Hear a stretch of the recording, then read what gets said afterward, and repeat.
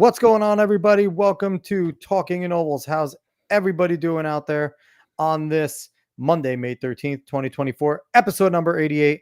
I'm Alex Cuesta. Partner in crime over there is Dave Hyatt. What's up, brother?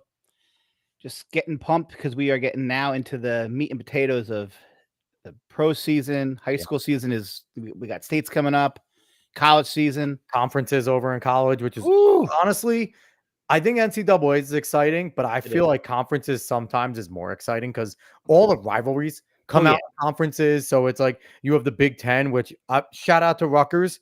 Our friends over at Rutgers did incredible over there. Getting better every year. Every year. So they have a freshman who was it was a Big Ten champion in the 400 hurdles with 50-point, man. I mean, he was a stud here in NJ, and he's just keeping it going. Number one recruit in his event last year, and Rutgers grabbed him, and he's showing true. So we're excited. Great things going on.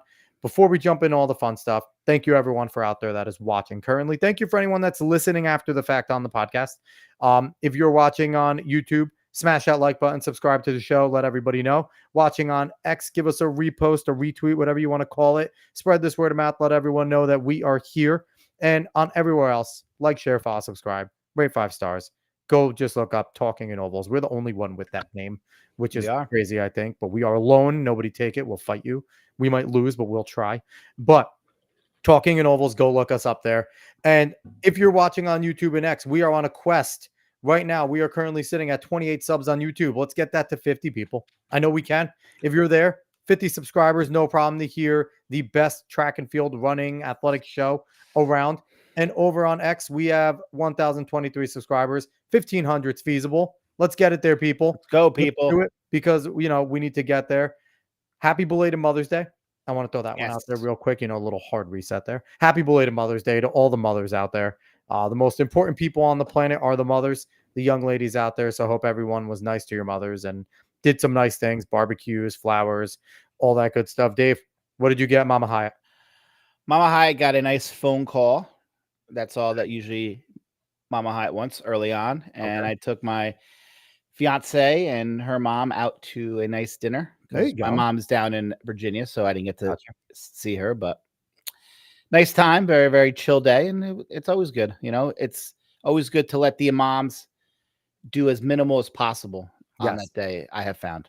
Yes. Mama Cuesta got a phone call. The kids did a video chat to her and ordered her some cheesecake, some Sherry's Berries. So that's always good. And the wife got her, by the way, ladies, you want to help your husbands out?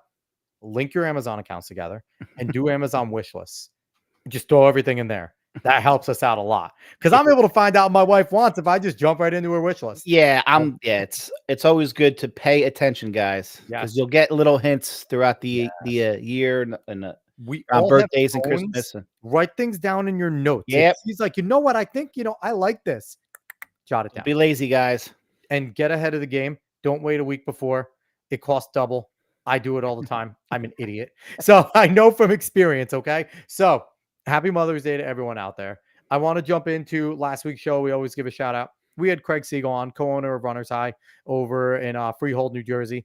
And what a great show. Just talking about the running, shoe stores. He's a distance guy. Awesome show. Go back and give it a listen. It was an absolute ton of fun. And we're going to jump into our PRs. But real quick, want to always give a shout out until it is time. The Olympic Dreams Give Send Go. Trackstar.me. Olympic Dreams Give Send Go. Go out there, support them. The 7 athletes we had on. Go back and give that a listen to. Great shows that were there. 7 of them. You'll hear their quests. And whatever you could do, $5, $10, $100, it does not matter. Send it their way. It's helping a bunch of athletes who are on the borderline and one who was an Olympian just afford to train, afford to travel, afford to get to these meets. They're pros. And they deserve to get paid in the right way. So we're going to do that. Support them down there, okay? So lastly, Dave, do you want to start with our PRs? Because we have a whole bunch today. Yeah, I have a plethora of them from my team in Manasquan. We had the Monmouth County Championships, and we had so many PRs. Might not have showed up team score, but, man, these kids are working hard every day, and they are just putting up times, and everyone's getting better, and it's a blast to see. So we will start off with Mia Moore, the county champion in the high jump at 5'2". She also went 64, 4.6 in the 400 and 15, 5 3/4 in the long jump. Sadie Nolan, 77, 5.8, 400 hurdles, 18, 3.1, 100 hurdles. Tristan Davalos Guillen, 57, 26 and 400 hurdles, and a 201.15 in the 8. Molly Reed, 70.95 in the 4. Chris Folkowski gets under 440 for the first time, 438.16. Michael O'Connor, 453.5 in the 16. Trevor Holloway trying to get under 5 flat 0.27 in the 16 and 214.65 in the 8. Ace Etienne ran 23.16 in the 2 and 15.79 in the 110 hurdles. Owen Murphy in the 110 hurdles went 16.68 and also long jumped 16.7 and 3/4. William Vandernet, 16.70 in the 110 hurdles. Kathleen Kat Keefe, 800, ran 217.30. Chris Reyes on his quest to break 2 flat 0.0. Oh man, let's get 0.03. 2 flat no. 0.03. Get it. Not even 1/10. Oh. And then, but he came back and had a big PR in the 4, ran 51.88. There you go. Kiernan Akasano in the 200, 25.64. Adam Murphy, 115.2 in the disc. Sean Etienne, 115 even in the disc. Ash Brophy, 79.9 in the disc. Lily Nordell in the long jump, 14 feet 8. And our 2 freshmen in the pole vault, Nick Kutcher went 10 feet. And Aiden Del Salto went 9'6". So nice. Great job, guys. It's been a pleasure being with you guys this season, and I can't wait for so many more great things to occur. I'm going to bring in our guest because he has a PR as well. Because I don't want him hanging out there. It's been 7 minutes. I don't want him hanging out so long. I'm bringing in our guest. Here he is. He's jumping in. Oh, where are you at? You're up there. You're taking our spots. What are we doing here? All right. We have Mike Mooney. He's a coach, official, a competitor. He's the head cross-country coach over at Quakertown, Pennsylvania Community High School. Co-ed team last 6 years. Member of the short chapter of NJSIAA, second vice president of the short chapter. He's also a masters competitor. Ran a 4:57 at the 5th Avenue Mile in 2014 at the age of 58. Monster, I might want to say. And he has the third highest PLP, 91.6% of 30,000 runners, equivalent to a 25-year-old running a 4:01. National champ in the 50 to 59-year-old bracket for the Road Mile in 2014. And he's a territory sales rep for 361 Degrees Incorporated, running shoe brand, covering New York, New Jersey, Pennsylvania, Maryland, Virginia, West Virginia. Mike, how the hell do you have time to do anything? What's going on? Hey, good afternoon. Good evening, gentlemen. How are you? Good. Doing really good. So I just didn't want you hanging out there over in the backstage while we were just doing PRs. Do you want to give your PR real quick to your athlete? I actually do. Along with being the head cross-country coach at Quakertown, I'm the boys' distance coach. Nice. And this past weekend, I had one of my athletes, a sophomore, and I had the good fortune of coaching his 2 older sisters. The most recent one is a freshman at Rider University. She went to the States in cross country 2 years ago. But the athlete in question is Josiah Hickey, and he ran 4:48. Nice. He broke. He went sub 450 in the 1600 this past weekend at leagues, and that was his goal. He wanted to break 450 this season, so he was able to accomplish that. Good on him, and that's early enough in the championship season too that he might have a few more chances to get it done, right? To maybe go sub 448 there. There's a possibility, yeah. Maybe not this year, but certainly next year. As a sophomore, 448 is moving. That's awesome. And you know what? The one thing we talked to Craig Siegel last week, the beauty of running is once you hit that goal, especially in your prime and young like them, the muscle memory kicks in and it's hard to go that much slower, right? Like now if he runs a 450, he'll be pissed. And that's good because his body knows what it's supposed to do. So good for him.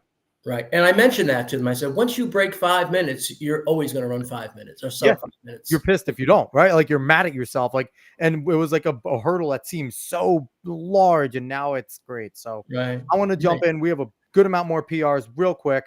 Our buddy Tom Figueroa, Red Hour Track Club coach, always giving us some love for his athletes that are a part of the club. Now they're running for their high schools over there in Michigan. St. Joseph girls over there, they won their conference meet. So shout out to them. Isabella Laporte, 10th grader, ran a 1,600 meter PR of 5:38.78. Naya Dibke, 11th grader, ran a 400 PR 58.51. And Beatrice Perichetti, 10th grader, ran a PR of 10:08.78. And Clara Fast, did I mess that one up? 11th grade. I will look that one up real quick, but I don't think Tom, I think you cut that one off. Clara's going to beat you up, but I'm going to go to Bridgman High School. What did it do? Okay, maybe Clara was supposed to have the 1600 of 5:42. I don't know. I'll figure that out. Emily Howell over at Bridgman, 11th grader, ran a 400 PR of 1 minute and 44 seconds. And then we're going to go to our friends over at Toms River North. Toms River North, Micah Ford, 23 feet 1 inch long jump school record and a 10.79 in the 100 blazing. Mordecai Ford, 22 feet 3 inches in the long jump, won the high jump after running in the 400. Judu Diawara, 10.8 in the 100. Nashir Jackson, 10.9 in the 100. Caden Markham, 11.2 in the 11.12 in the 100. Yanni, I'm going to mess up this last name. Papa Nicholas, 158 feet 9 inches in the discus. And highlighting another athlete, Mamadi Diawara won the 400 hurdles, 400, 110s, and placed second in the 200 with the new PR of 22.26. So it's Toms River North is loaded. They are a great team. Sure, they are loaded. Just look at their hundreds. Like, honestly, let's talk about this. 10.79, 10.8, 10.9, 11.12. That's awesome for a high school. Like, how about Cole Kremer at the Ocean County meet? 10.39. Yeah, it's pretty wild. Just we talk about all the time, just how freaking fast these kids are. I'm glad I was not born now. Oh my God. And I got to witness the whole thing. I know.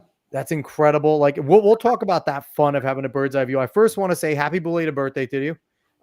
Your birthday, what was it? A few days ago, the 9th, if I 9th, correct. Mm-hmm. Yeah. So happy belated birthday. I have to say, I've given up on saying happy birthday to people on Facebook, so nobody get offended, because I found that like they don't notify you of like your friends' birthdays anymore like they used to. And like I'll feel bad if I like write it on one person, I see like it was the same day, like a few days later. So Facebook, can you fix that and stop being jerks? Let us know when the birthdays are. I don't want to have to find out on accident. But I digress. Back to running. Mike, I want to talk about you to start. Oh, yeah. You are a pretty damn good runner still. One thing we like to do with all of our guests is we like to talk about their running journey. So when did you start running? When did you get the spark to become a runner? And, you know, what made you basically want to do what a lot of people consider as punishment as your favorite thing? Well, it's interesting. I was encouraged by a friend to come out for cross country, and they had a meet at Van Cortlandt Park on a Saturday. He says, "Meet me on the corner. We'll go to school together. We'll get on the bus." And I did. And he's laughing as he's coming up the hill. He's laughing. He said, "What are you doing here?" I said, "Well, you told me to meet you." So I got on the bus. We went to Van Cortlandt Park, and I got to be honest with you, old Vanny. You ran old Van Cortlandt with the real back hills. Tough course. Tough course. So my first, I witnessed what seemed like 300 guys on the line, and everybody just funneling in to the path. And it's like that was on a Saturday, and I went out for the team on Monday. Nice. Yeah. So was it just that was 1970? So was it just seeing that occur that made you want to be a part of that? Like, because it's like Van Cortlandt has like such a cool view where like where they start, they go around the field, and it is just a horde of individuals, and it's like such a jockeying before you have to get back into that path, right? Because it narrows out, and like it is fun, and you hear like a stampede as they're coming around, and coaches and fans are sprinting across the field to try and like find position. And so was it just watching that and like just like the competitiveness right away? Like they're going fast to get back into that path. Like it is not a slow like 8K, 10K time. Right. It was that. It was the one race aspect. You know, everybody's running the same distance. Yep. Unlike track, Dave, as you can attest. So you're not running individual events. You're running. Everybody ran the same distance. And like I said, it was this mass number of people that were running that really got me hooked. So that's what gets you started. So talk about some like highlights in your career from when you started to, you know, now you're still competing. And, you know, you can include like, you know, highlights of being a coach, highlights of, you know, being an official, all the hats that you've worn in running, and just the whole entire sport of athletics. Kind of give us some fun highlights there. Sure. I ran varsity as a sophomore. cross country. My junior year, I set the school record in the 2 mile. Nice. I ran 9:37. Wow. I did that on a Wednesday, and the following Saturday, I broke that record. So I ran 9:45 on a Wednesday. I ran 9:37 on a Saturday, and I broke a record that was set in 1966. So I broke it in 73. Nice. Little Cinder side track? no, spring. It was spring track. It was No, outdoor. but was it a cinder track? Oh, no, actually it wasn't. We had a all weather track. But a side note, since I broke that record, Marty Halloran from Metuchen, the coach of Metuchen, broke my record. Hell of a coach. Yep. Yeah. Nice. Yeah. Cross country was always my favorite sport. My senior year, I was runner up at the sectionals. I was runner up. I was runner up at sectionals, and I was back in track. I was junior and senior year. I was state champ in the 2 mile. So you were always more of a distance oriented guy. Like yes, indeed. You could just go on forever. So did you run in college? I did. I went to Hillsdale College in Michigan. We were 4th in the nation my freshman year. Nice. Ran against Eastern New Mexico, Malone, those Adams State, those type of states. We were NAIA at the time. Ran varsity there. Ran 24:48 is my PR. Damn, for 5. That's not slow. That's moving. That's moving. Yeah. And then I ran one season at Montclair, but it wasn't the same. It was just it was a commuter school. Right. I like being away, living away. Yeah, definitely. There's something fun about being away, and I went over from Manchester over up to Marist, which isn't very far, and kind of unhappy that your athlete's sister was over at Ryder. We're not very friendly with them, but there is something about like being away as opposed to being close enough to home to drive, right? Like you have to build friendships. You have to have camaraderie because you have to have people to lean on because you can't go home to your friend group from home. You can't go home to your parents. Like it's a huge difference between being commuter school and not. True. And like I said, it was just the one season at cross country that I ran at Montclair. So after college, do you automatically get into the whole road racing circuit? Like, was that actually, believe it or not, no. I actually after college, I played softball. And nice. I played in 3 leagues. I played in a fast pitch league and 2 slow pitch leagues. And I was driving all over the state to play. Nice. Guys stopped coming to early games. We were forfeiting 8:30 games, and that sort of thing. And it's like, you know what? I was already running to get back into shape for softball. And I just increased my mileage. My first race after college was a 5K. I ran 16:08 and got 3rd. And then it's like I went home after that meeting. I thought I was going to be a middle of the pack kind of guy. I did everything I wanted to do in high school and college. Mm-hmm. I ran 16:08. I went home. I ran 8 miles. I was on such a high. You're like, I still got it. Like you kind of probably felt good. I still got it. I'm still in good shape here. And then at age 42, I ran my fastest 5K. I ran 15:41. At age 42? At 42 years old. Jeez. That's amazing. Yes. I don't think I can run a 2 mile in 15:41 right now, and I'm in the 30s. Like, that's fantastic. So you talked about playing softball. Was baseball, softball like a passion of yours? Did you play that earlier?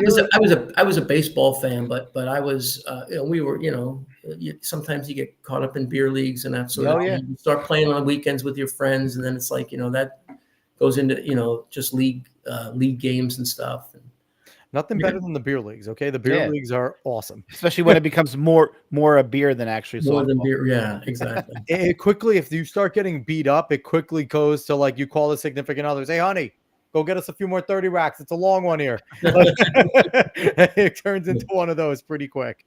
Yeah, for sure. You get back into running. You run your 16:08. What was it from there kind of entering? Because the master scene is a different scene, right? So when you first ran that 16:08, were you, I think the Masters age has been recently fairly lowered, right? Right. Masters was a higher number, wasn't it? Like 40 starting for the longest time. 40s was the Masters, was the starting age for Masters. Yeah. So Yeah. when did you? So were you trying to still be more competitive in your mid 20s and 30s, like with running, or were you just going out and running for fun and just running fast because? I mean, I remember at age 36, I was still running sub 30 minutes for like Spring Lake was, Wow. I was running sub 30s. Even in my 50s, I ran 2 back-to-back years of sub 30. Wow. That's incredible. Like that is So 35 mile. Wow. yeah, that's Yeah, just 30, yeah, sub 30 for in my 50s. I was running high 16s, 1650. I ran at Pine Beach. I was 50. That's my hometown. Is it? Yep. Yeah. So that's a special sort of gift, right? You could just find the pace and hold it. Like you've probably found that you have that ability. Like when you get into a rhythm, you get comfortable, just click, click, click. And that's like a special sort of superpower because someone like me, I That is couldn't do that superpower. when I ran. Like I had to be very conscious about about like where I was and not trying to push it too hard. And that was always me, but that's why I gravitated to the 8 and the 4 and the 15 because quicker, less time to think. If my dumb ass starts thinking, I'm screwed. So it's like the quicker I can get done, but it's like there's a special superpower to kind of just like, click in, lock in, stick in a rhythm. And I admire people that can do that, right? Because that's just awesome. I worked at it. I mean, I had a coach.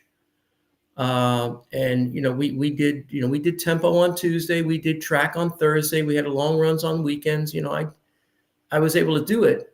I was able to fit it all into my schedule. Yeah, definitely. And so talk about that too. How did that go? Because obviously you're working now, right? You're post college, you're working, and that's a huge struggle for so many people. Is trying to balance work, potentially, starting a family, all these things, and still being an athlete. And one of the things Dave and I try to do on this sport is to get our pros and our borderline pros paid, right? That's one of our biggest things. They get paid like crap if they do at all. Right. So like the balance there, how did you find the balance of, still being coached, attending practice while working, while, doing all the things that come in doing with life? Well, I was fortunate. My territory I had was local. I had a Toms River territory at one time, so it wasn't like I was spending overnights or anything like that. Yep. I just, you just make it work. I was telling somebody the other day, I used to get up 5:30 in the morning. I was out the house by 10 to 6. I was back by quarter of 7 usually, and there was such an advantage I had. I was in pharmaceutical sales at this time.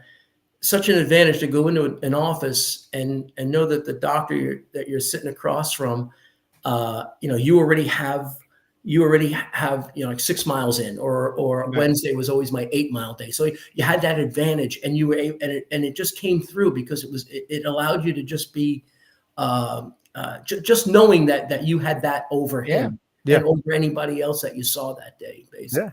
Yeah, that's fun. I love that. That's really good. So I want to, any other memories that you want to share before we jump into the meat and potatoes of officiating? Like I said, the Fifth Avenue Mile on 2014 when I was awesome. 58 was that was. I remember the year before I ran it in 2013 for the first time, and I remember hitting the 880, the half mile in 2:26. All right. So, and although I had on my watch 4:59, the official time was 5:01. Oh, so I knew that and I trained the entire year for that one race. All right. So, and that week leading up to the race in 2014, I had a stomach virus. I lost 11 pounds. So I went from 158 to 147 when I towed the line on that Saturday morning. Wow. You were lighter. I was a lot lighter. And my coach said at the time, he said that you're either going to fly or you're going to crash and burn. Yep. I hit the half mile at 2:24. So I knew I had a couple of seconds, to play with. I knew I was 2 seconds faster than the previous year. And I knew I needed that buffer. And like I said, 4:57 was it. It was just incredible. It was What So a cool event too. You yeah. know, like Well, the Fifth you got Avenue Mile is all the legendary. pros there. It's Yeah, awesome. oh my God. if you ever get an opportunity, that should be a bucket list for sure. We should set up a table. That's what we should do. Set up a Talking in Ovals table. There you go. There we go. Maybe we'll get kicked out. Maybe we won't. But so what was that like though? Because obviously, like you're somebody who has ran sub 5 minutes for a long time in their life before that, right? And then like having that goal again, what was it like breaking 5 again? Was it like the first time you did it when you were younger, like, or was it more special because of where you did it? Well, it's funny. My best is 4:16 indoors, and I was not a miler. Yeah, I was a 2-miler in high school, and I had to adjust my training. So I ran 4:16, but I told my kids last week, I said, when you break 5 minutes, you're going to remember the day. You're going to remember when you did it, and no one can ever take that away from you. You'll know that. I still remember when I broke 5. I got a quick story for you, if you don't mind. Of course. We have a tradition at Quakertown. I started 6 years ago. We give a bracelet. In fact, it's the I Am the Mile bracelet. Anyway, I give these out to everybody that breaks 5 minutes, and we have a tradition where the previous athlete gives it to the next athlete. So Josiah, that I mentioned earlier, has waited a year because the kid that broke 5 minutes before him was away at school. So he's just back from school. So we're going to arrange probably at the banquet to have him get his bracelet. But there was an athlete I had. He's now a sophomore at Slippery Rock. I gave him in his senior year. I gave him 3 opportunities. No, I'm sorry. Yeah, 3 opportunities. And he texted me the night before our last meet, and he said, "Coach, can I run it again?" And I always tear up. I gave him another shot, and he ran 4:59.6, and he was awesome. He was 4:20 with 200, and his dad's across the track. He says he's not going to get it. He's got to roll then. Yeah, he's going to get it. He did, and he got it. It was one of the biggest thrills of my life because we've actually talked to a lot of different coaches, and all of them say they get more satisfaction out of their athletes running better than they ever did. Those are some of my funnest moments, is watching the athletes set PRs that they were working at, and then they get it. And it's like, I find it cool, like a little bit of a selfish way, when they turn and look at you afterwards, like you did it together, even though you didn't do a damn thing as a coach. But it's like there's a special connection there, especially because like you connect more with certain athletes than others. It's natural. Personalities click and things like that. And when they have success, like they genuinely share it with you. And it's awesome. And it's better than anything I've ever felt, like having my athletes do great things like that. We do it all the time. It's like, okay, what are your goals? We talk about that at the beginning of the season. I do it in cross country. In fact, I have a goal sheet that they fill out. But during track, it's like, okay, what's your goal? I want to break 5 minutes. Okay, here's what we have to do. You have to do this, and this. And I'm able to, encourage him, with workouts and stuff. You're not going to break 2:15 if you're running, 85-second quarters. It's not going to happen. Exactly. So, I always say, talk is cheap. You can say you want to break 5 minutes, but are you willing to work at it? Yeah. And I want to say to any kid out there watching right now, I know like you're watching every single person and their grandmother break 4 minutes, right? If you're looking ahead at the college, and 5 minutes is still an extremely special and an extremely fast time. The majority of the world can't break 6, 8, 10 minutes. You're running sub 5. You are blazing. Like, don't let anyone, don't look at the times. Don't look at meet at champs. Don't look at state champs or college. Sub 5 is special. Having a 4 in front of a few numbers for a mile is still a special milestone.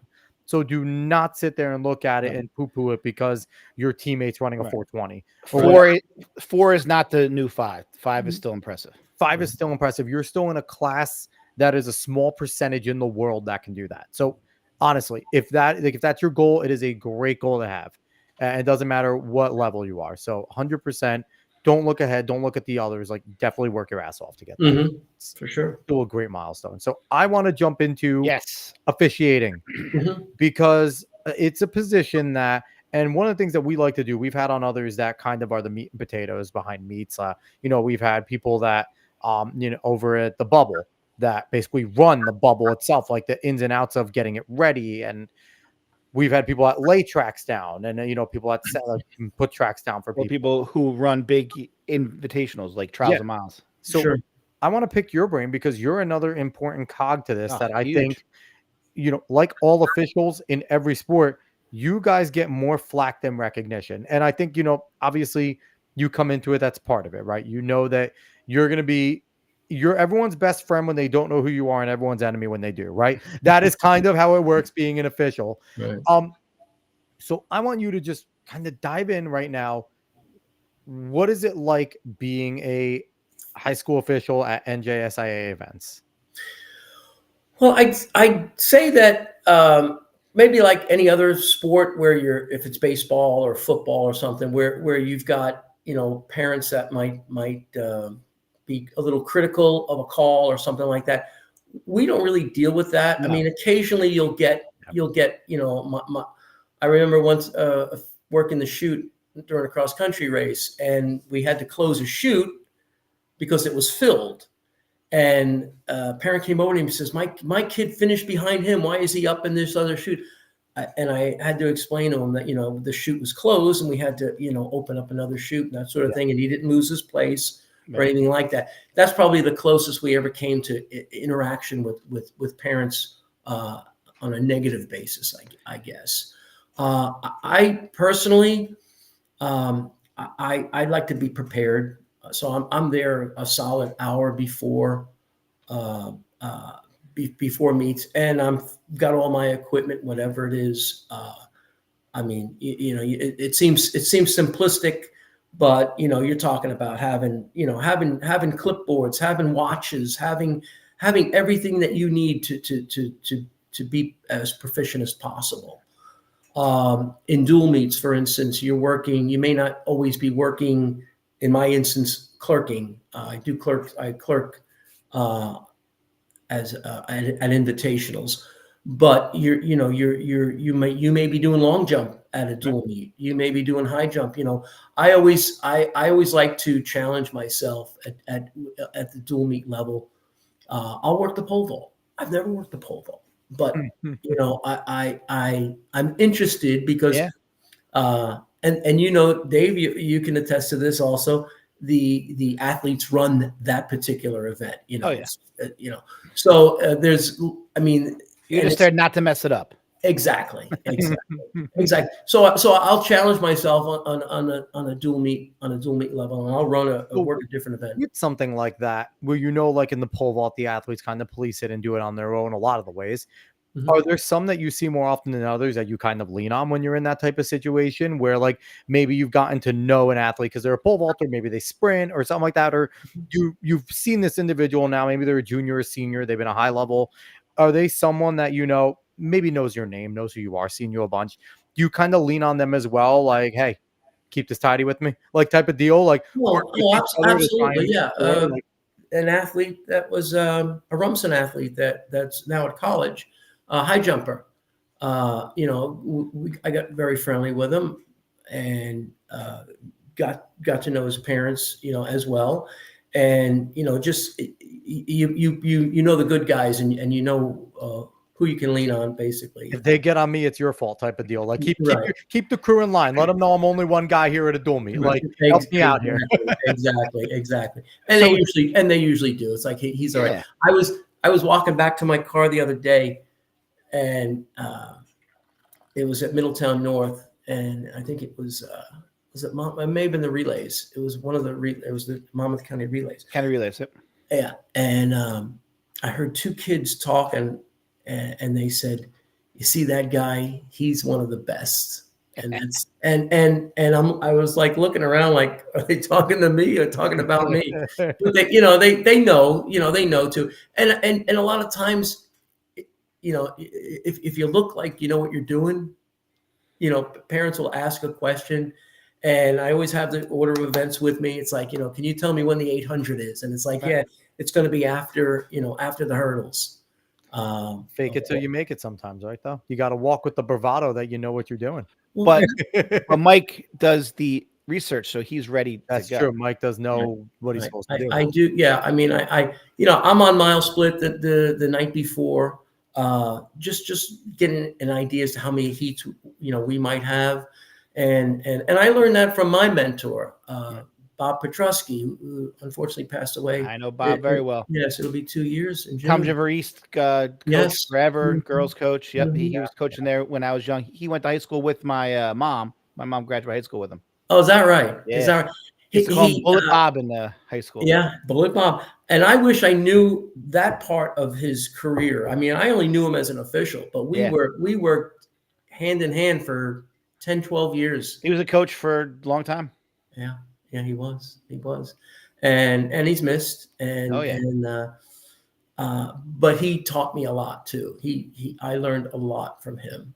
And it forged me into working now the state meets. I'm working. I usually get assigned cross country, indoor and outdoor. Meet of champs, state groups, the whole thing. So yeah, it pays off. It pays. But you just need to be prepared. So you mentioned. So do you know? Go ahead, Dave. Go for it. Like if you're at a meet and an issue rises, are there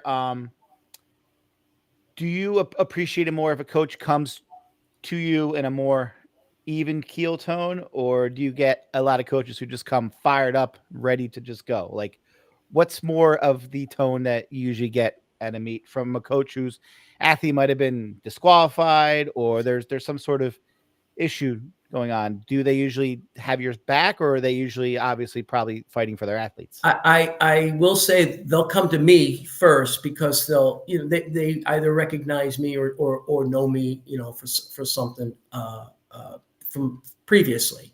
I always refer them to the referee. If they ask me if I saw an infraction, I have to see it in order to make a call on it.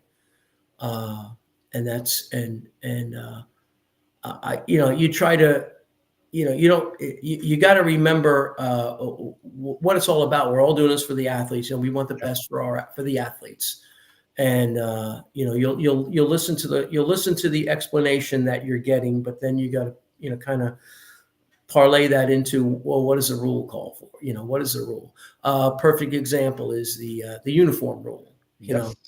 How many? You could have disqualifications every meet, but the rule, as the rule is written, it says school issued. Right.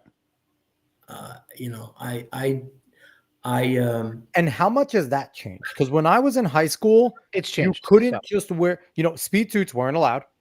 They were not allowed at all. Right. And you couldn't just wear tights. That was more, went to college. Everyone could, but everyone had to have the exact same color on underneath. Yeah. Now it's changed where they don't have to match as long as the uniform matches. If I remember correctly, it was only like one individual in the relay could have a minor alteration to their uniform. Nothing major, but like if they were wearing like a different style, like they could maybe do like nothing crazy, but they could have everything something underneath had to be exactly the same. So if more than one on a relay, more than one wore undergarment, they had to match. Yeah.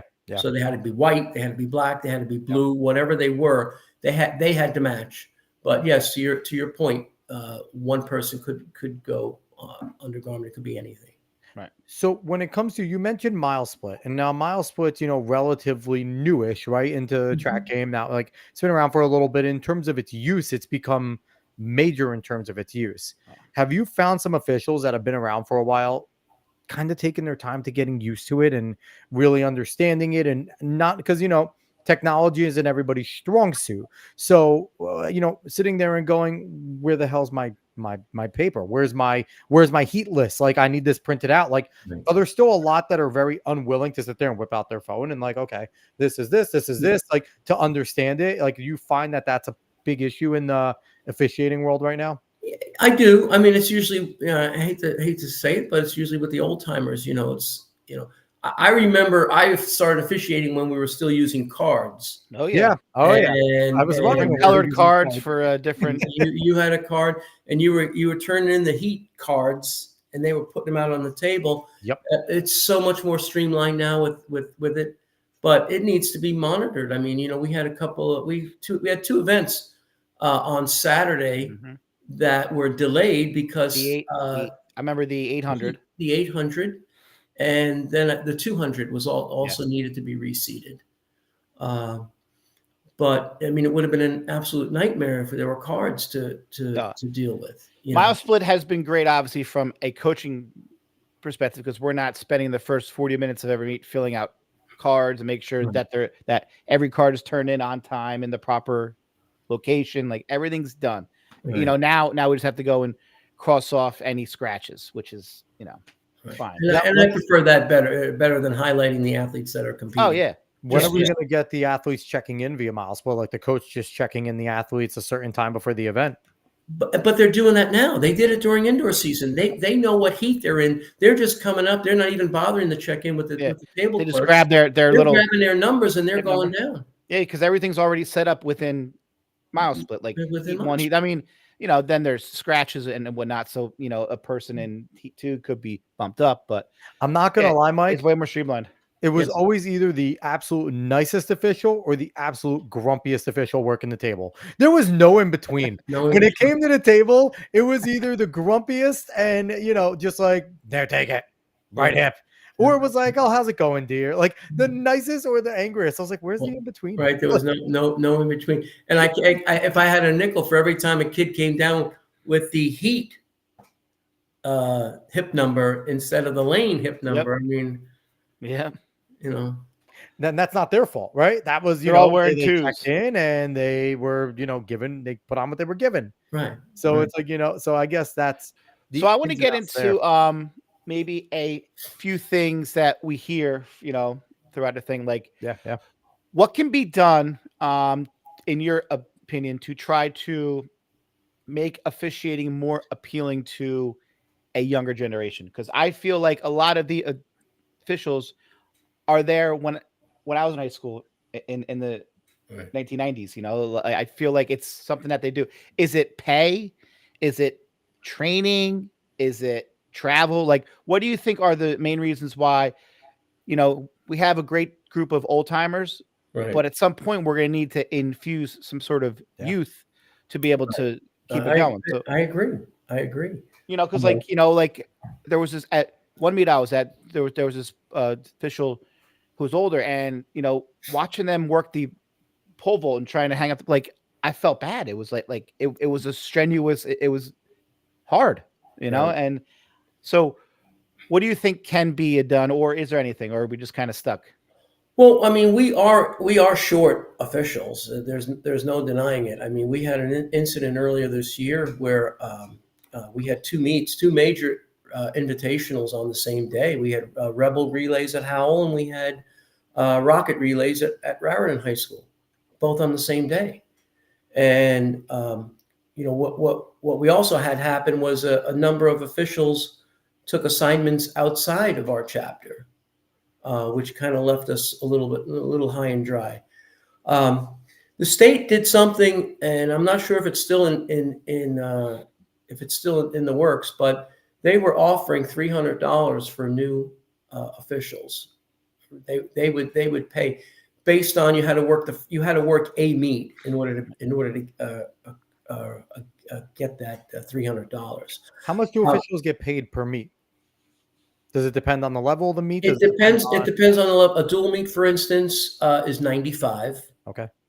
The state now pays $125.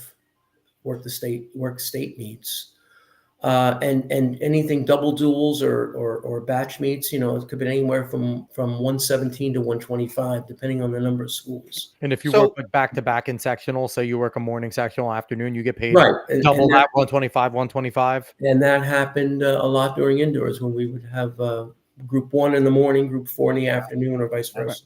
So kind of like coaching, you're not doing it for the money. Exactly. Like exactly. Because you break it down per hour, it's really not much. No. But And to your point, that's why you're seeing a lot of middle-aged guys, maybe new retirees. Um, I'm fortunate enough. The job I have with 361 allows me a little freedom. I mean, there's so many remote workers right now. Like, where there shouldn't be as much of an excuse. There's so many people working remote. So Right. if you were to but give, I your also think pitch- people don't want to work, 10 Well, hours for $125. So if you It's- were to give your pitch, Mike, to that 30-something-year-old, still enjoys running, maybe was a runner in college and Mhm. now is out of it, Or a working a 9 thrower to or 5, or any of them, any track athlete working a 9 to 5, and maybe they do have that flexibility. What is your pitch to them to get involved? Because I feel like I don't see an outreach, right? I don't see an outreach by NJSIAA to sit there and approach people who maybe have a base knowledge Mhm. in track already that would give them a head jump to Which get into it. is very important. You don't want anybody who's never been involved in a sport Yes, agree. because Right. And don't get me wrong, the course when I took the course back, 12 years ago, there were other people in the class that were baseball umpires, football referees, and that sort of thing. So they were looking for something maybe in the winter months, basketball referees, so you're looking to work fall cross country races, that's something like that. How I got into it was just the love of the sport. I mean, running's been so good to me, and I was able to be successful at it. And I just wanted to give back a little bit. Don't get me wrong; I don't want to do it for nothing. Right, of course not. But it's nice, and I do it for the love of the sport, and that's probably the message I would send. But it is time consuming. I back in the couple years back, I was the cadet instructor, and it was a 6-week course. Yeah. And it was 6 weeks on a Monday night. You're having to drive to a high school, maybe north or south, where we were at Homedale at the time. But it's time consuming. There's a yearly test that you have to take. You've also got to take a concussion test, a CPR test. Mm-hmm. This year they NJSIAA instituted a bias workshop that we needed to participate in. So there's a number of things, and then you're paying state dues as well as chapter dues. You get it all back if you work maybe 2 or 3 meets. You'll recoup that money, but then you're also asked to purchase uniform. Oh, the shirt, the hat, the whole thing. they don't give that. No. So you have to buy your own jacket. Now pants is just any blue. Pants and shoes are pants are navy blue, shoes are black. They prefer black on black. I didn't realize that you guys had to pay for that out of your own pocket. Right. So, But you do get work. I mean, you do get work, and you do recoup that money. so the question is, where is New Jersey going to 5Ks, going to 10Ks, because running is the most popular sport on the planet. It could easily be setting up a table, having an individual like yourself who, well-spoken, knowledgeable, a well-liked official, which is hard, right? The words well-liked and official are not very common in any sport. So like having a well-liked official and, going to these meets, going to the Seaside Half, going to all like a bunch of big meets. Where is something like that where they have you guys setting up, trying to sign people up? Because those are the ones that are already running on the weekends, that are already trying to run 5Ks all the time. Those are the ones that are more likely to be like, You would think. I can use an extra few bucks. I love the sport. It was great to me. Maybe let me go try and be an official. But I've never seen that in my life. I've never seen anything like that. You don't even really see that much advertisement for when classes are. Yeah, no. Yeah, I mean, it is the best kept secret. Sometimes, it's we know because we're told at our meetings. But if you're an outsider, unless it's word of mouth. But you're absolutely right. And we're track fans, and we have no idea. Like, we love this sport. Right. I mean, I recruited indoors during the season, and I got names from a couple people. Now, whether they follow through, I hand it off to the cadet instructor now. But we have a really good. Our chapter, the shore chapter, which covers Monmouth and Ocean County. We've gotten recommendations, accommodations from the state on how we dress and how well knowledgeable we are at the various events. And now it Absolutely. seems like it's broken down. It sounds similar to kind of like a union or a fraternity type of thing. Is it like treated similar in that way? Like you're saying, like chapter and things like that. It kind of sounds like, like not like a frat party fraternity, but like an academic fraternity in that setup. Like, is it similar in that way with the way it's broken down in your meetings? I'd say that's fair. Yeah, I'd say we have a president, we have 2 vice presidents, we have the whole, the chairs and everything like that. And we work through an executive board, of which I'm a member of, and everything runs through us, and then we share it with the group. When it's So do you know prior to the meet where you're going to be working? Like you said, you usually do clerking. Like, are the assignments out prior to, so everyone knows where they're going? Yes. Yeah. And can you request, like, I feel more comfortable working here, or do you kind of people in the same? Because obviously you usually clerk, but I do see other officials kind of get moved Sure. around. You should be, you're basically you should be knowledgeable in every event, so you shouldn't be, feel uncomfortable. Like I said, you get assigned. You have the option to block certain dates, like maybe you're going to be away or something. So block certain dates. You can also decline the assignment because maybe you don't feel comfortable. Yeah. Maybe you're going to be working the high jump and you never worked the high jump before. I mean, I do feel that, that like certainly weights, they try people who used to coach weights, so they do try to put people that were not. They'll do that. Sometimes if they need an official at a certain, and it happened on Saturday, we had to move people around. Yep. We had umpires that needed to be put in certain spots. Taken from the finish line and put to umpire.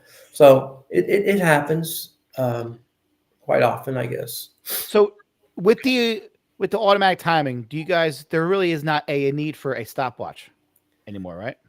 We have a finish line official just doing it as backup. Sometimes if the power goes out, right, if the gas runs out of the generator or whatever, everything shuts down. You have backup on the stopwatch. There's always somebody, and there's always somebody that's why the hip numbers are so important. There's always somebody writing down the order in case the computers go down. So then whose fault is it when we get miscounted laps?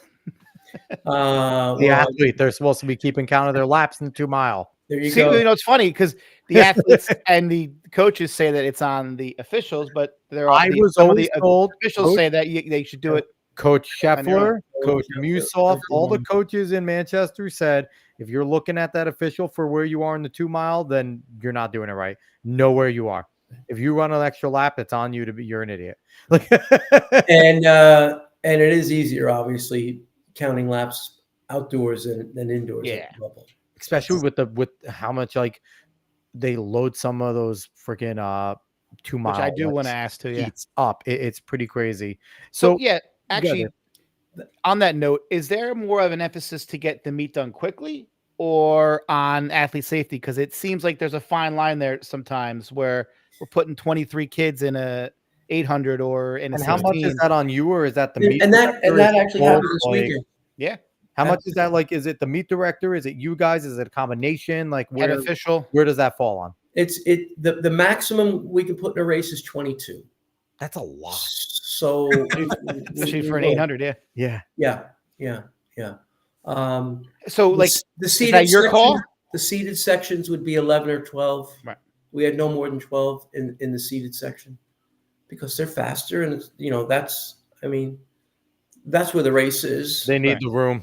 They need more room to compete. So is the emphasis more on time or the best opportunity for the athlete? Or because some coaches would say time. Other coaches like, I don't care how long that I'm here. Let's get everyone a chance to run in the same conditions as everyone else. So like a perfect example would be at the the relays last week, we had 7 boys teams and 3 girl teams. Well, we merged them. We put the girls up top at California, away from the boys. You're talking about a 4x16. I mean, we'd have been there all day. Yeah, no. You know, with 3 girls teams, somebody's going to finish first, second, or third. So we ran All guaranteed that. place. Yeah. The race of that distance, we're gonna combine them. And that makes sense. So I want to ask, because we've talked about Meet Champs a lot on this podcast, and the debauchery that has been the outdoor Meet Champs over the last few years. And one of the things that we've heard thrown around is, well, officials don't want to work on Memorial Day, and we don't have enough officials, so this is why we have to do it. That's why nationals are getting screwed over. That's why nationals are, not even nationals, the athletes are getting screwed over, because now you have, where Meet Champs was one of the premier meets in the country. You said one whole week. Right. And now it's like, I've said it before, the athletes that are still winning Meet Champs are some of the best in the country, because New Jersey athletes show out.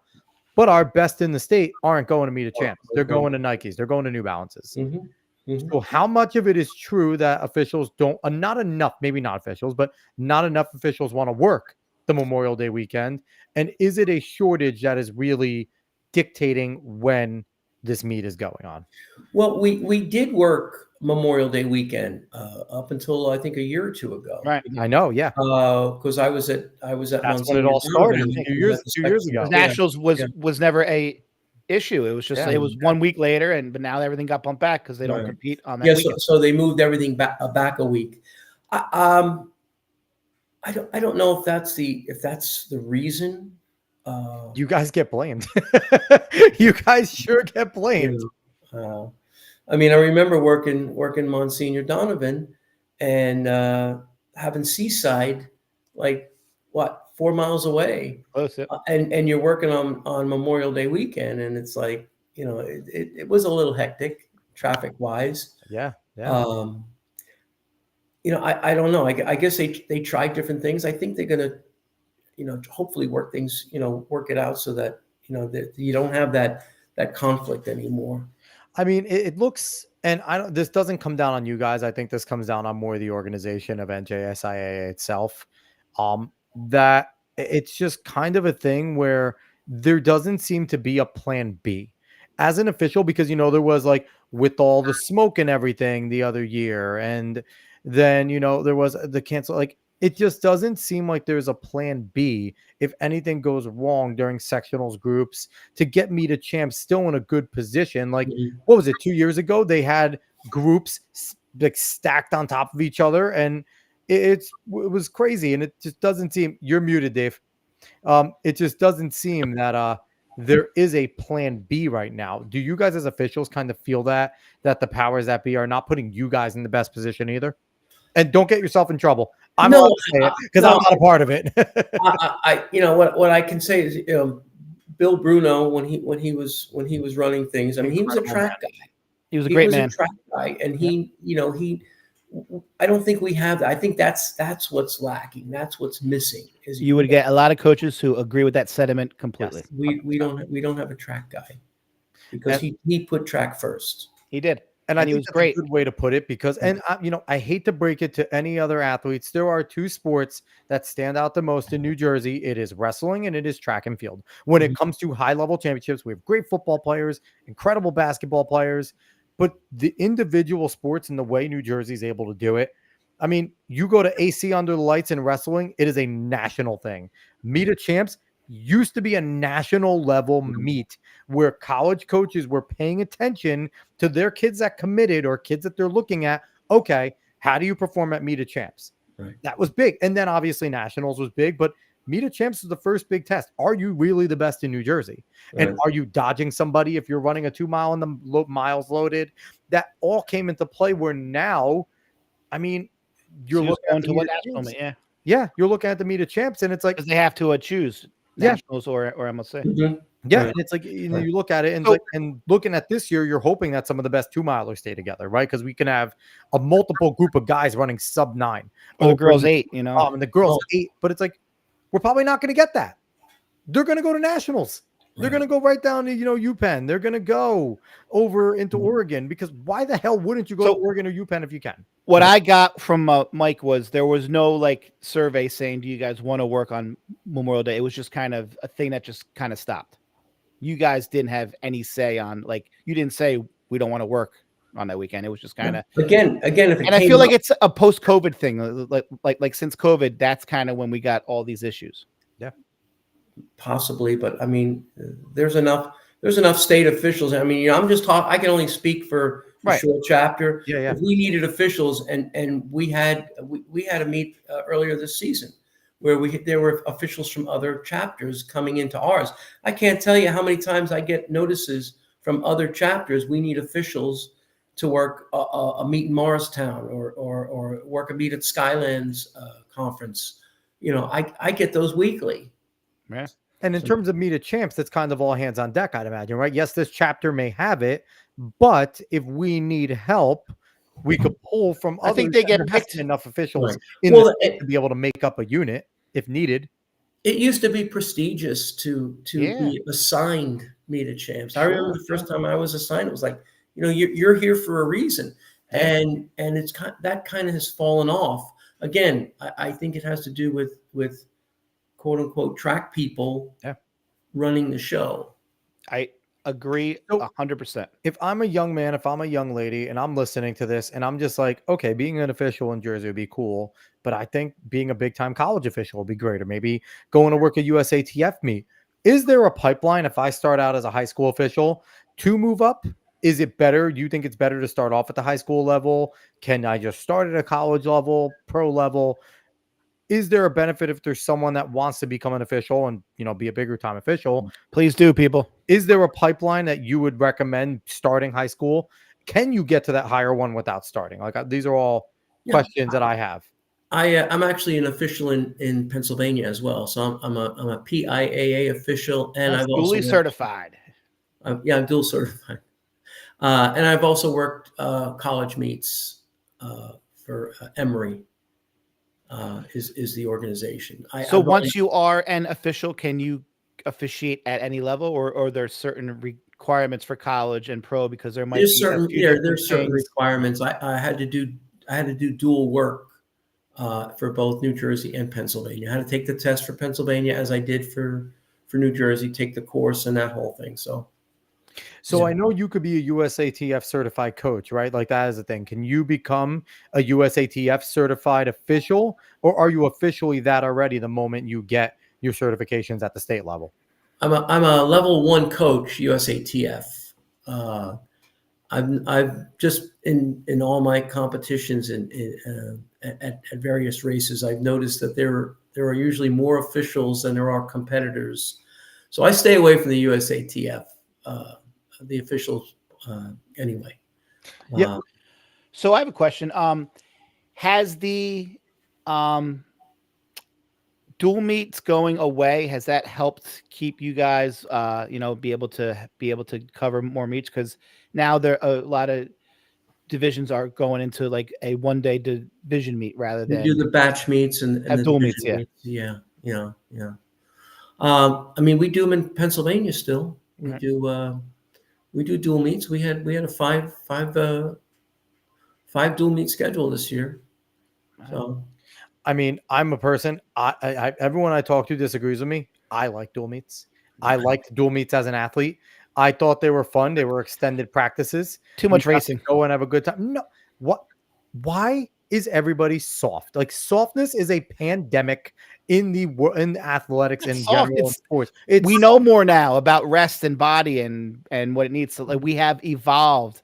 We trial race. We don't race, and the individuals that race still win championships. The trial runners fall short. I was fortunate enough to be a 2-miler in high school, and the rule back then, I'm talking early to mid 70s, if you ran an 880 yards, you could run a leg on a relay. You ran anything over a mile, that was it. You could run a mile, 2 miles. So 2 miles was always one of the first events, so we get that out of the way. Now you can go mile 8 and 32 all. Now you can run all, and it's crazy. It is. I mean, there is a certain, protection of the athletes. That's also up to the coach to not be a moron, right? Like, don't do that to your athletes. So it's one of those things. So before we get out of here, there's a video that's been going around X and Facebook about an athlete. His name is Michael Roth. He 45 seconds. He ran a 45.78 to win the AAC. I don't know that. I forget what that is. It's not the ACC. American AAC. Athletic Conference. Maybe? There you go. American Athletic Conference. 400-meter title. He got DQ'd for unsportsmanlike behavior. So I want to bring this up and I want to see this. And I want to ask you as an official, what goes into the decision-making process to DQ an athlete? Is it one official that makes the call? Is it, do you guys all get together and figure this out? How does this work? So here, let me see what's the best fit. We'll do this. And let me full screen it. And there's no sound, but we're just going to go ahead and watch it. Go! Go, Mike! Go! Running. Go, Mike! Go, Mike! Turns around. Waves. So right there. That's a tough one because he does turn around, look, and then wave. I don't know. So, Mike, what's your opinion there as an official? Is there one person making the call?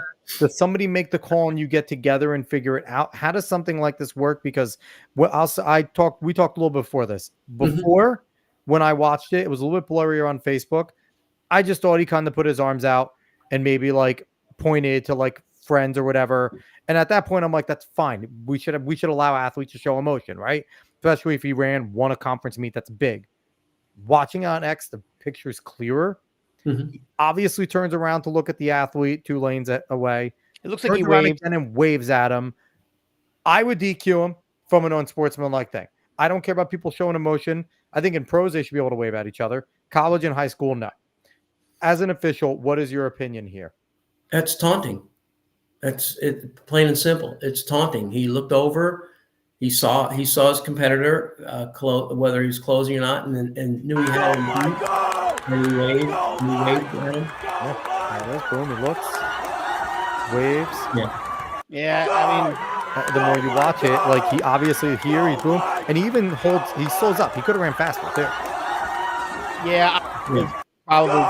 Yeah. And it's a shame too, right? Because if he just like does, even if like turns around and just kind of celebrates a little without the wave, I still think that's okay because that's a common thing as a runner, right? Especially if you're a good runner, you're in the lead. You take a quick glance. The sound is on. Is it on? Yeah. Always sound. Okay, sorry about that. You take a quick glance to see where you are. That's a common thing, right? It's the wave to me that kind of. I don't mind the actual glance, like the glance, back. even the arms out. I'm okay with that. You're winning a conference title. You That's could justify fine. saying I was just looking around, seeing how much time I had.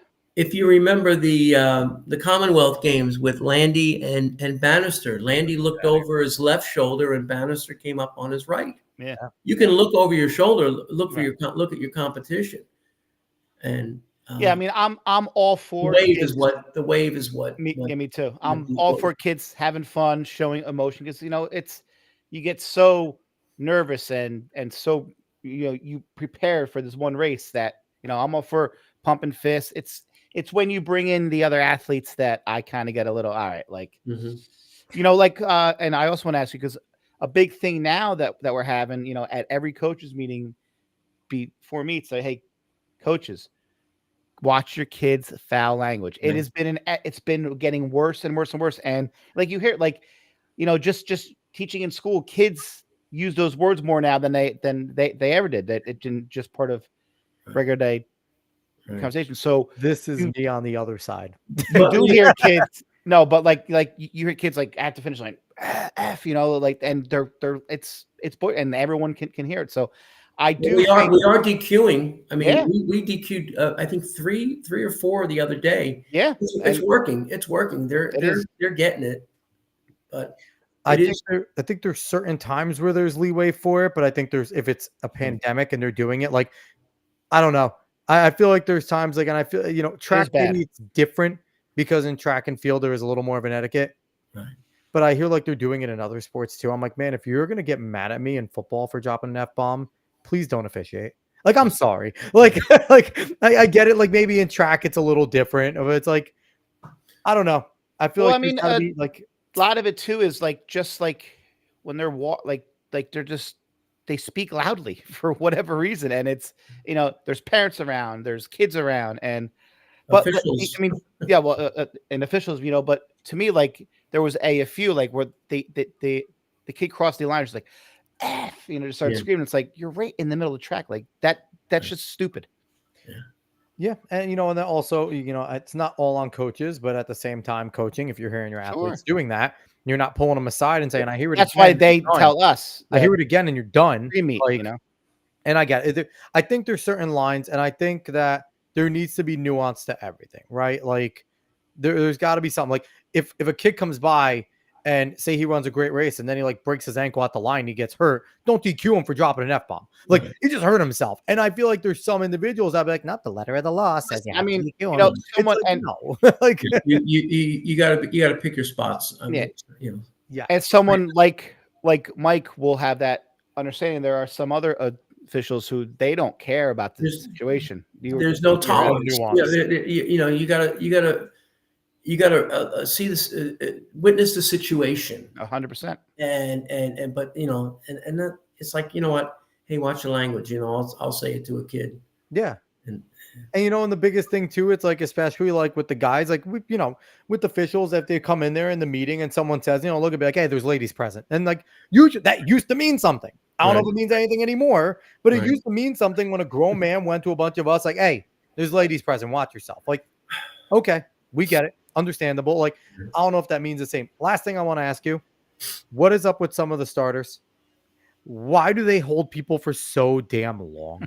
Like, are you guys kind of trained in like mental like timing and proper cadence? Because I feel like there is a proper cadence, and man, a good starter changes a race. We have there's a starter. I won't mention who it is, but he makes it about himself. There's a few of those out there. Can you guys complain as officials for the athletes to get this individual removed? Because it gets ridiculous at times. We have one official, and I said it the other day, and I every time he starts, and I'll see him again in a couple days, he adds 45 minutes to a meet. So we have two starters, one starting the girls, and this starter was doing the boys, and everything we gained with the girls starter, we gave right back with the. Can you please volunteer to be the starter for that day and push him out? I would love to. Because like it's such a ridiculous thing that like, why you're an official, go away. It's not about you. It's like, the best officials, and you'll probably say this, the ones that are not as known, or you're doing your job. If no one's talking about you, if you're not known, you're doing your part. Right. Well, like I know Mike because I met him through Brian. Right. Otherwise, I'm not like, who's that guy? Like as coaches, we want to know you're a name on a friendly basis. We don't want to be like, know your name because there's issues that you don't want to be infamous arise when you're doing things. And lastly, Dave brings this up all the time. The start with the warnings, false starts. How do you feel about high school? Should it be more than one? High school, false start, kicking a kid out right away. Well, it used to be a false start to the field. Yep. And then the second one was, which I agreed with. Yeah. I don't really have an opinion on it. I mean, if a kid false starts and they do get upset. There was one girl that laughed actually when she false started. I don't think she wanted to be in the race to begin with, so she was probably happy. It's right there. Kids jump. You give that kid the F-bomb and don't DQ him for his 200, okay? Because he's pissed. Like, that one is nuanced. You give him the F-bomb there. Right. So do you think that it's a proper thing that, there's 14, 15, 16, 17, 18, whatever. Like, is it really holding up the meet that much longer to just give a warning to the field? Or maybe should it just be to like the finals and maybe prelims, whatever, 1 and out? Maybe the final should get that warning to the field, because man, don't take it away from those kids. Right. That would be a good adjustment to the rule. I would agree with that. Yeah. Have it in the finals, but give one to the field, like say but then again, if you've got 14 heats of girls and 16 heats of boys, if you give a false start to the field hypothetically for 24 heats or whatever. Agreed.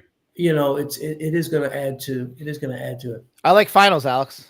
Yeah, I think only in the prelims also too, your best runners aren't really trying that hard. They're getting through, right? They're running, Right. they're going. So they shouldn't be false starting. There shouldn't be that.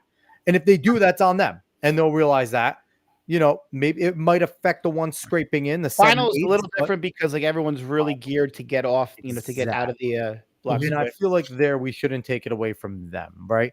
I think if it's a 3,200 and you false start, you should be out for the rest of the season. Don't ever false start in a 32, okay? Or Doesn't cross matter if country. you start last. You have 8 And don't laps. forget, they're starting 3 feet back. They're coming up to their Right. stint, They have to and walk then up to the line. Yeah. they'll It's like, walk The up. only time I've ever, if someone goes and like they kind of like fall over, I feel like the official should be like, get up, idiot. Like, because I've seen that happen where like they take a few steps up and they kind of, because distance runners, we all know we are clumsy.